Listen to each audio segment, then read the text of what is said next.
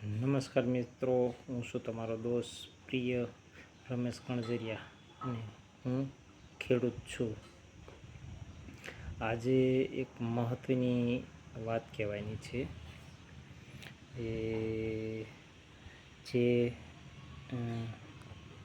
ખેડૂત ભાઈઓએ આગોતરું વાવેતર કર્યું હોય એ ખેડૂતોને ઉનાળામાં શું શું સાવધાની લેવી. સાવધાનીમાં તો ઘણાને કપાસિયા ઉગી ગયા છે અને ઘણાએ કપાસિયા સોંપે છે. જે ભાઈઓને ઉગી ગયા છે કપાસિયા, જે 8-10 દિવસના થઈ ગયા છે, એને તડકો ન લાગે એ માટે એક સરસ મજાની સાવધાની લેવા જેવી છે. પહેલાં તો જો તમારે ડ્રીપમાં કરેલા હોય કપાસિયા તો સારું કહેવાય, કેમકે ડ્રીપના કપાસિયા 100% પાણી મળે રહે અને ઉગી જાય છે અને 2-3 પાંદડે પણ થઈ જાય છે. બીજી એક વાત એ છે કે કપાસિયા સોંપી દીધા એ બહુ મહત્ત્વની વાત છે. પછી કપાસિયાને તમારે જે આપણું જે કપાસ છે એને વ્યવસ્થિત માવજત દેવી હોય તો કહેવાય છે આપણું બાળક હોય એને માનું ધાવણ ધાવે અને જે પોષણ મળે તત્વ એ બીજીથી ના મળે, એવું આપણું ગઢાઈની કહેવતો છે. એવી જ રીતે આને પણ એની જે આપણે ધરતીમાંનું ધાવણ જે મળે છે એમાં તમે પોષણ તત્વો હોય છે, પણ ઉનાળામાં શું થાય કે પૂરા પોષણ તત્વો ન મળી શકે, કેમકે બીજી બાજુ બધી બાજુથી ગરમ લૂ વહેતી હોય એટલે પોષણ તત્વો ન મળે. તો પોષણ તત્વો લેવા માટે અત્યારે આગોતરું જેને વાવેતર કર્યું છે એને 10-15 દિવસનો કે 20 દિવસનો કપાસ થઈ ગયો છે તો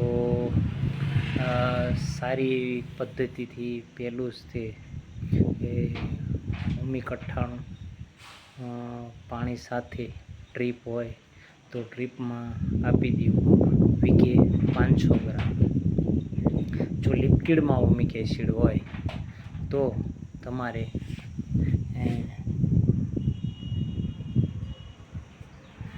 વીઘે 1 લીટર આપવાનું રહેશે.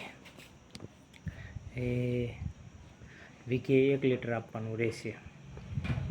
પછી એ આપી દો, મૂળનો સારો વિકાસ થાય અને જે પોષણ તત્વ જમીન પાસેથી લે એ પોષણ તત્વથી 2-3 પાંદડા નવા પોઈન્ટ મેકે અને ગરમીની જે ઉપર પાનને શોષણ તત્વની એકદમ 44 ડિગ્રી તાપમાન હોય અને પાન બળવાની જો રહેતું હોય, પાન બળતા હોય તો પોષણ તત્વો પૂરા પાડવા માટે બીજું માઇક્રોરાઝા સારી એવું કંપનીનું વાપરી દેવાનું. એનું પણ વીઘે 500 ગ્રામ છે અને લિક્વિડ ફોર્મમાં હોય તો વીઘે લીટર છે એનું પણ માપ. તો ઘણા મિત્રો કે માઇક્રોરાઝા અત્યારથી વાપરવાની શું જરૂર છે, તો મારી તમને જે મેં પોતે જ તે મારા જ ખેતરમાં અનુભવ કર્યો છે એની જ હું વાત કરું છું. હ્યુમિક એસિડ ચડાવો એટલે મૂળ લાંબા થાય અને માઇક્રોરાઝા આપો ને એટલે માઇક્રોરાઝા એક એવું લિક્વિડ છે કે ખાતર છે કે દાણાદાર ફોર્મમાં આવતું કોઈ પણ ઠેકાણે. માઇક્રોરાઝા જમીનમાં જે મૂળ શુદ્ર તત્વો પડેલા છે ને એને મૂળ સુધી પહોંચાડે. મૂળ સુધી પહોંચાડે એટલે ઉપર જાય અને ઉપર ગયા પછી જે છોડને પોષણ તત્વો મળવા પડે એ મળે છે અને એના લીધે ઉનાળામાં જે સહનશીલતા, જે તાપ સહન કરવાની શક્તિ એ મળી રહે છે. હા, વરસાદ પડી જાય, ઠંડુ વાતાવરણ થઈ જાય તો પછી તમારે માઇકોરાઝા દેવાની જરૂર નહીં અને હુમિક એસિડ પણ દેવાની જરૂર નહીં. હવે વરસાદ લંબાવે, ડ્રીપમાં તમારે ડેલી સવારે પાણી પાવાનું હોય તોય પણ વાંધો નહીં, પણ આ બે વસ્તુ વાપરો તો 100% તમને રિઝલ્ટ મળશે. એવું કૃષિ યુનિવર્સિટી દ્વારા સારું ભલામણ કરવામાં આવી છે. જો તમે ઓર્ગેનિક પદ્ધતિથી કામ કરતા હોય તો તમારે ઓર્ગેનિક પદ્ધતિથી કામ કરતા હોય ને તો તમારે જો સારું એવું બનાવેલું તમારી પાસે ખાતરમાં બનાવેલું ગોળ જીવામૃત હોય એ ચડાવો તોય સારું. બજારમાંથી લાવવાની કંઈ જરૂર છે નહીં તો પછી. અને જે એની પાસે કોઈ બનાવતા ન હોય તો પછી જે બજારમાંથી માર્કેટમાં મળે તે માઇકોરાઝા અને 98 હુમિક એસિડ આ બંને ચડાવો, 100% તમને રિઝલ્ટ મળશે એવી મારી ખાતરી છે. મેં મારા પોતાના જ ખેતરમાં અનુભવ કર્યો છે અને હાલમાં કપાસ પણ સારો છે. એટલે બધા ખેડૂતને મારે એક જ વાત કહેવાની છે કે ખેડૂત તરીકે હું પણ એક ખેડૂત છું. એટલે આ ઉનાળામાં 44 ડિગ્રી તાપમાન હોય અને આગોતરું તમે વાવેતર કર્યું હોય, એમાં ધૂળિયેથી જો વાવેતર કર્યું હોય તો બંને પાળી લીલી રહે ત્યાં લગી તો વાંધો નહીં, પણ જે ઘડીએ સુકાય એટલે એ કપાસ્યો એની અંદર ફટાક્યો થઈ જાય એક વખત પછી નવો જ કપાસ્યો સોંપવો પડે, બિયારણ તમારે ફેલ જાય.